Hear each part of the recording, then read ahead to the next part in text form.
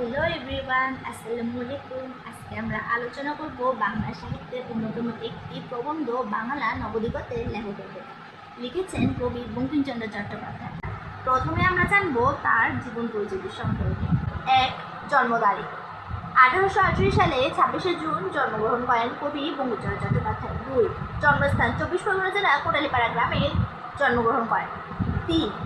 বাংলা সাহিত্যে তার পদার্পণ 1872 সালে শরৎচন্দ্র গুপ্ত কর্তৃক প্রকাশিত সংবাদপ্রভাকর পত্রিকার মাধ্যমে তার প্রথম বাংলা সাহিত্যে পদার্পণ করেন।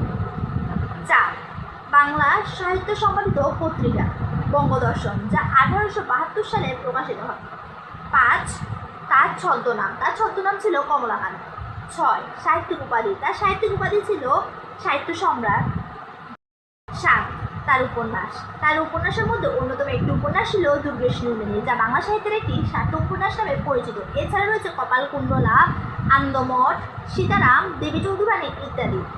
তার এই উপন্যাসগুলোর মধ্যে সীতারাম, দেবী চৌধুরানী ও আনন্দমঠকে একত্রে ত্রয়ী উপন্যাস বলা হয়। তার উপন্যাস সংখ্যা 14টি। এর মধ্যে কবি 1898 সালের 8ই এপ্রিল কলকাতায় মৃত্যুবরণ করেন। বাংলার নবদিগন্তের লেখক উপাধি প্রবন্ধের লেখক বাংলা সাহিত্যে কিছু দিক নির্দেশনা তুলে ধরেছেন। ১.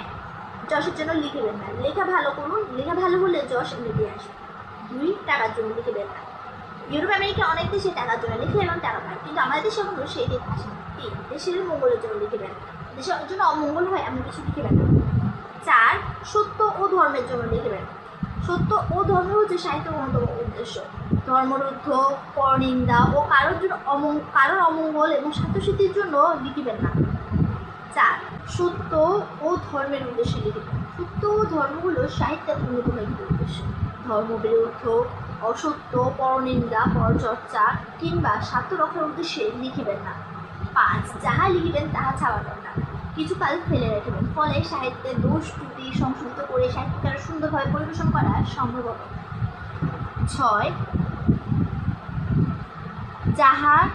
যে বিষয়ে যাহার অধিকার নেই সে বিষয়ে হস্তক্ষেপ করিবেন না, হস্তক্ষেপ করা অকর্তব্য। 7. বিদ্যা প্রকাশের চেষ্টা করিবেন না, বিদ্যা থাকিলে তাহা আপনা আপনি প্রকাশ পাইবে। 8. অলঙ্কার বা রসিকতার জন্য চেষ্টিত হইবেন না। 9. যে স্থানে অলঙ্কার বা ব্যঞ্জন সুন্দর বলিয়া বোধ হইবে সে স্থানটি কাটিয়া যাইবে, এটি প্রাচীন বিধি। 10. সকল অলঙ্কারের শ্রেষ্ঠ অলঙ্কার হল সরলতা, যিনি নিজের মনে ভাব সহজে পাঠককে বোঝাতে পারেন তিনি শ্রেষ্ঠ লেখক। 11. কাহার অনুকরণ করিও না, অনুকরণে দোষগুলো অনুকৃত হয়, গুণগুলো হয় না। 12. যে কথা প্রমাণ দিতে পারিবে না সে কথা লিখিবে না। 13. বাংলা সাহিত্য বাংলা ভাষা, এই নিয়মগুলো বাংলার নবদিগের দ্বারা রক্ষিত হলে বাংলা সাহিত্যে উন্নতি ও বেগ আরো বৃদ্ধি পাবে।